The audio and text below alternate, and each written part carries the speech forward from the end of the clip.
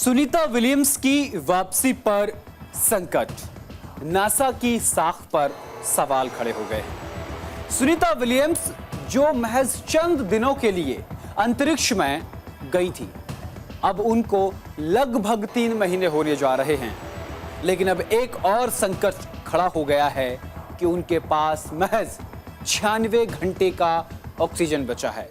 यानी सिर्फ 96 घंटे की ऑक्सीजन उनके पास बची है। अब क्या होगा ये पूरा देश जानना चाहता है। इसीलिए आज न्यूज़ इंडिया खास कार्यक्रम लेकर आया है जिसका नाम है आखिरी 96 घंटे। और क्या एलन मस्क संकट मोचक बनेंगे? आज हम इसी पर बात करेंगे। आपको बता दें, खबरों में हम आज आपको क्या कुछ दिखाने वाले हैं। अंतरिक्ष में किस वजह से फंसी हैं सुनीता विलियम्स, लौटने के सवाल पर नासा ने क्या कहा, हम ये भी आपको बताएंगे। सिर्फ 96 घंटे की ऑक्सीजन के साथ स्पेस में फंसी हैं सुनीता विलियम्स, अब क्या होगा हम आपको ये भी बताएंगे। सुनीता विलियम्स के बचने की 3 संभावनाएं कौन कौन सी हैं, ग्राफिक के जरिए वो भी आपको आगे बताएंगे। सुनीता विलियम्स के लिए संकट मोचक कैसे बने एलन मस्क, वो भी हम आपको आज बताएंगे।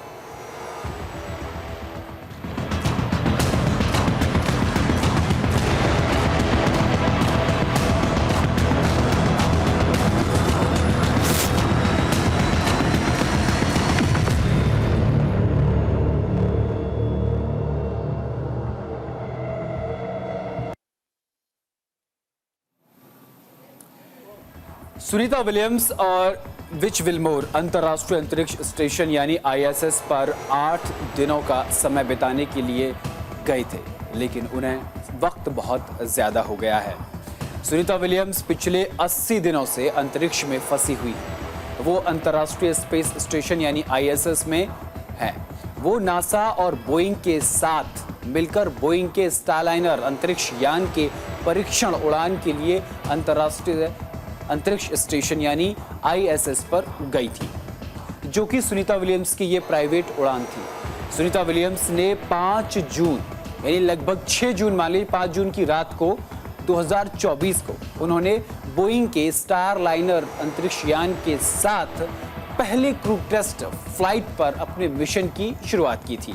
यह मिशन लगभग 1 सप्ताह यानी 8 दिन का था, लेकिन 80 दिन होने के बाद भी वो अभी तक इस स्टेशन में फंसी हुई हैं। फंसी हुई शब्द हम इसलिए इस्तेमाल कर रहे हैं क्योंकि वो महज 8 दिन के लिए गई थी, लेकिन अब वक्त हो गया 80 दिनों का। और 80 दिनों बाद नासा की तरफ से जो बयान सामने आता है, उसके बाद भारत ही नहीं बल्कि पूरे विश्व की सांस थम जाती है, क्योंकि ऐसा बयान सामने आया कि सुनीता विलियम्स के पास महज 96 घंटे की ऑक्सीजन बची है। रहने को तो वहां पर वो लंबे समय तक रह सकती हैं, लेकिन जिस जगह वो हैं वहां पर उनके पास सिर्फ 96 घंटे का ऑक्सीजन है। या तो वो अब चीन की मदद लें, चीन का ड्रैगन वहां पर है, या फिर वो एलन मस्क।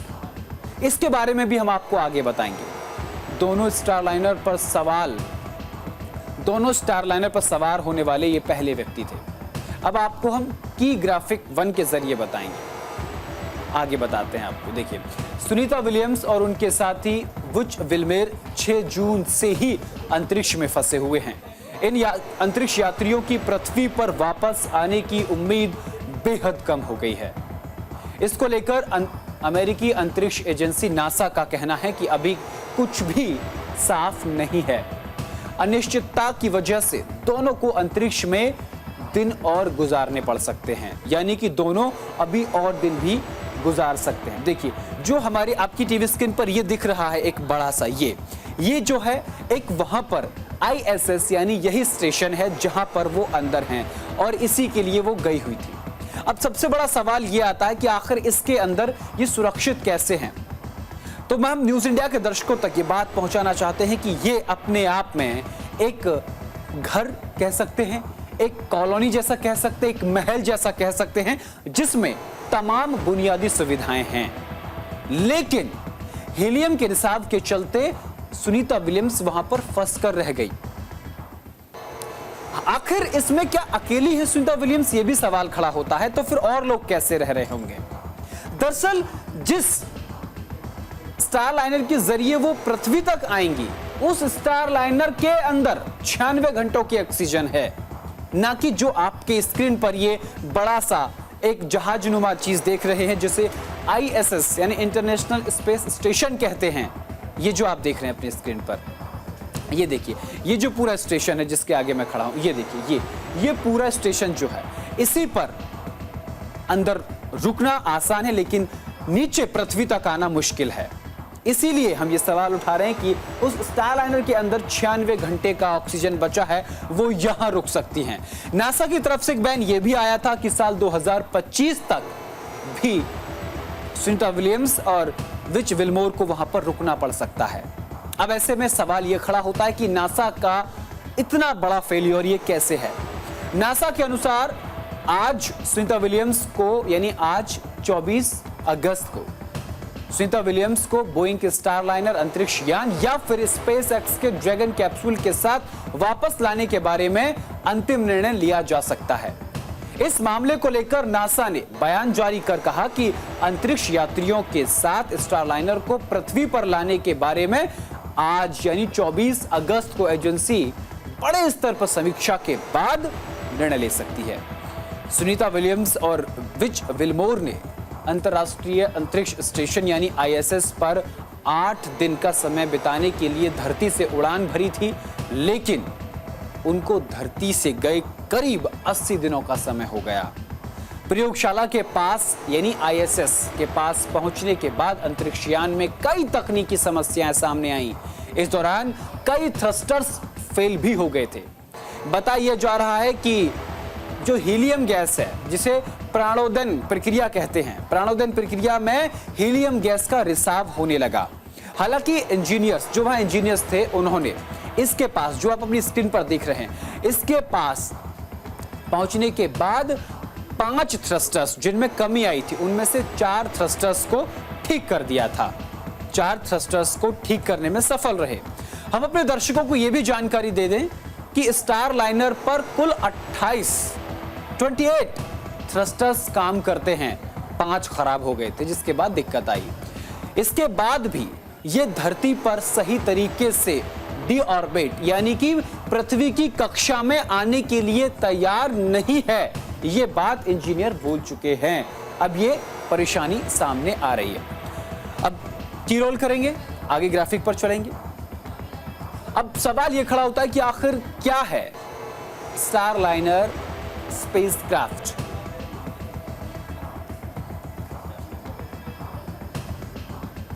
ये देखिए,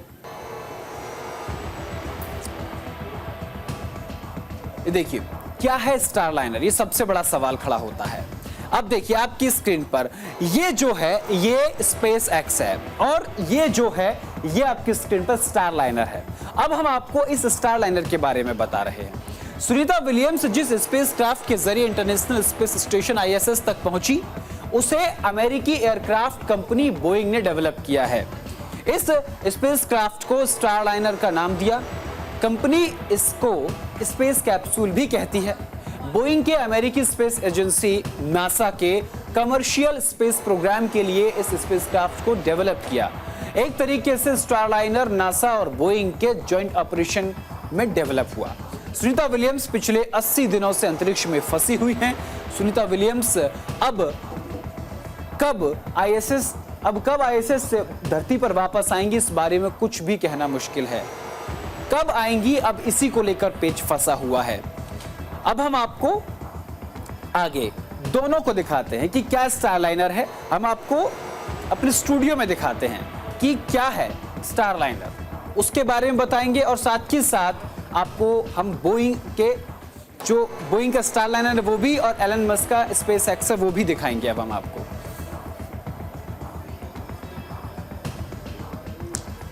देखिए, अब आपको हम अपनी स्क्रीन पर दिखा रहे हैं। ये जो आप देख रहे हैं ये है स्टार लाइनर। पहले हम स्टार लाइनर के बारे में विस्तार से आपको बताते हैं। देखिए, ये स्टार लाइनर की पहली चालक दल वाली परीक्षण उड़ान थी, यानी कि किसी अंतरिक्ष को स्पेस में ले जाने वाला इसने पहली उड़ान भरी थी। यदि मिशन सफल होता तो बोइंग एलन मस्क की स्पेस एक्स के साथ नासा के चालक दल को इंटरनेशनल स्पेस स्टेशन तक लाने और आने जाने में यानी लाने ले जाने में सक्षम होने वाली ये दूसरी निजी फर्म बन जाएगी अगर लाती है तो। अब इसके फेलियर्स भी बताते हैं। इसके फेलियर्स बहुत ज्यादा हैं। 2019 में अपने उद्घाटन मिशन के दौरान कैप्सूल की मानव रहित परीक्षण उड़ान प्रक्षेप पथ प्राप्त करने में विफल रही, यानी कि उसका सफल प्रशिक्षण नहीं हुआ, जिसके बाद अंतरराष्ट्रीय स्पेस स्टेशन तक पहुंचे बिना ही ये वापस लौट आया। ये इसके बारे में हम आपको बता रहे हैं अभी। फिर 2021 में जब रॉकेट एक नई उड़ान के लिए लॉन्च पैड पर था, इसको लॉन्च करने के लिए, तो वाल्व के अवरुद्ध होने के चलते एक बार फिर इसकी उड़ान को रद्द करना पड़ा। अब CST-100 ने साल 2022 में अपने सभी प्रमुख उद्देश्यों को पूरा कर लिया था, लेकिन तब से कुछ परेशानियों के चलते चालक दल के साथ इसका परीक्षण उड़ान में देरी हो रही थी, जो कि नासा द्वारा नियमित अंतरराष्ट्रीय अंतरिक्ष स्टेशन मिशन पर उपयोग के लिए प्रमाणित होने के लिए कैप्सूल के लिए आवश्यक था। उसी परीक्षण के लिए अब सुनीता विलियम्स जो हैं वो अंतरिक्ष में गई, लेकिन फिर भी फंस कर रह गई। ये तो थी स्टारलाइनर की बात। अब हम आपको बताते हैं बोइंग क्या है। देखिए, ये जो है ये एलन मस्क का बोइंग है, माफी चाहते हैं, एलन मस्क का स्पेस एक्स है। इसकी कई उड़ानें जो हैं वो सफल रही हैं। इसके बारे में आपको बताते हैं। एलन मस्क ने रॉकेट को अंतरिक्ष वापस लाने और सुरक्षित पृथ्वी पर लैंड कराने के सिनेमाई दृश्य को सच कर दिखाया था। यानी जब इसका परीक्षण हुआ उस वक्त जैसा फिल्मों में दिखाया जाता था वैसा बिल्कुल वास्तविकता में करने में यह कंपनी सफल रही। स्पेस एक्स का जो ये ड्रैगन स्पेसक्राफ्ट है, इसमें एक बार में 7 लोग यात्रा कर सकते हैं, यानी इसके मुकाबले ये बहुत सक्षम है। लेकिन अब इसको ईगो प्रॉब्लम कह सकते हैं, या फिर नासा अपनी साख पर कोई बट्टा नहीं लगाना चाहता, ये भी कह सकते हैं। क्योंकि अगर वो एलन मस्क की मदद लेते हैं तो कहीं ना कहीं नासा पर सवाल खड़ा होगा। लेकिन यहां बात अपने वजूद की नहीं है, देश के 2 बड़े अंतरिक्ष यात्रियों की है। इसलिए अब यह कयास लगाए जा रहे हैं कि वो या तो एलन मस्क की मदद ले, या फिर वहां पर चीन का ड्रैगन खड़ा हुआ है वो, या फिर चीन की मदद ले, चीन के स्पेसक्राफ्ट में, यानी चीन का जो इंटरनेशनल स्पेस स्टेशन चीन का है, अमेरिका उसकी मदद ले। लेकिन कूटनीतिक रिश्तों के चलते अमेरिका चीन की मदद वहां पर नहीं लेगा, इसलिए वो अमेरिका चीन की मदद ना लेकर वो स्पेस एक्स के साथ जाना बेहद पसंद करेगा। इसलिए ये कयास लगाए जा रहे हैं कि शायद अब स्पेस एक्स के जरिए उनको वापस लाया जा सकता है, क्योंकि ये एक बार में 7 लोगों को लाने ले जाने में सक्षम है। ये दुनिया का पहला प्राइवेट अंतरिक्ष यान है जो यात्रियों को अंतरिक्ष स्टेशन तक ले जाता है और लेकर आता है। तो हमने अब आपको दोनों की क्वालिटी के बारे में विस्तार से बताया। इसका अपना काम है जो कई बार सफल रहा है, और ये स्टारलाइनर जिसकी कोई भी उड़ान अभी तक सफल नहीं हुई है, लेकिन नासा फिर भी इसको लेकर के उसने परीक्षण किया और 2 एस्ट्रोनॉट्स की जिंदगी को खतरे में डाल दिया। अब देखना होगा कि क्या स्पेस एक्स का इस्तेमाल होता है या फिर स्टारलाइनर के जरिए वो आते हैं। चलिए, अब हम एक सवाल खड़ा होता है कि आखिर क्या स्पेस एक्स का इस्तेमाल ना करके स्टारलाइनर का इस्तेमाल जो किया है, क्या ये एक साजिश है? इसको भी हम आपको ग्राफिक के जरिए बताएंगे। चलिए, अब हम आपको ग्राफिक के जरिए बताएंगे। देखिए, ये साजिश है या लापरवाही? पहले स्टेज में पता चल गया था कि प्रॉब्लम क्या है, लेकिन ये सारी समस्याएं नासा और बोइंग को यात्रा के पहले चरण में ही पता चल गई थी। फिर भी नासा और बोइंग ने अपने इंजीनियरों को इन समस्याओं को दूर करने का मौका दिया, वो इसे ठीक करने भी लग गए हैं। और जैसा बताया मैंने कि 5 में से 4 थ्रस्टर्स को उन्होंने ठीक भी कर दिया, लेकिन 3 हफ्ते से ज्यादा हो गए हैं सुनीता और बेरी को स्पेस स्टेशन पहुंचे हुए, वापस आने का कोई रास्ता नहीं दिख रहा है। आगे ग्राफिक पे चलते हैं, क्योंकि लगातार ये कहा जा रहा है कि साजिश है या फिर ये लापरवाही है। 3 सप्ताह में वो 4 थ्रस्टर्स ठीक कर पाए हैं। 3 सप्ताह से लगातार काम चल रहा है, उसको लेकर यह भी कहा जा रहा था कि ये जो है आ जाएंगे। अब एक और सवाल खड़ा होता है। अब सवाल ये खड़ा होता है कि इससे पहले भी कई समस्याएं जो हैं वो देखने को मिली हैं, वो भी हम आपको बताएंगे कि ये सारी समस्या नासा और बोइंग को यात्रा के पहले चरण में ही पता चल गई थी, फिर भी नासा और बोइंग ने अपने इंजीनियर्स को इन समस्याओं को दूर करने का मौका दिया, वो इसे ठीक करने भी लगे। लेकिन 3 हफ्ते से ज्यादा हो गए सुनीता और बेरी को स्पेस स्टेशन पहुंचे हुए, वापस आने का कोई रास्ता नहीं दिख रहा। अब इससे पहले भी स्टारलाइनर में दिक्कत आई थी, लेकिन उसको नजरअंदाज कर दिया गया। स्पेस क्राफ्ट को बोइंग ने नासा के कमर्शियल क्रू प्रोग्राम के तहत बनाया ताकि एस्ट्रोनॉट्स को धरती की निचली कक्षा तक पहुंचाया जा सके। साल 2019 में स्टारलाइनर की पहली मानव रहित उड़ान थी, तब भी इसमें सॉफ्टवेयर की दिक्कत आई और इसी वजह से ये यान गलत ऑर्बिट में चला गया। इसके बाद इसको कई मौके मिले, लेकिन इसकी कोई भी उड़ान सफल नहीं हुई। तो अब ये बड़ा सवाल खड़ा होता है कि आखिर दिक्कत जो है वो सबसे बड़ी क्या है।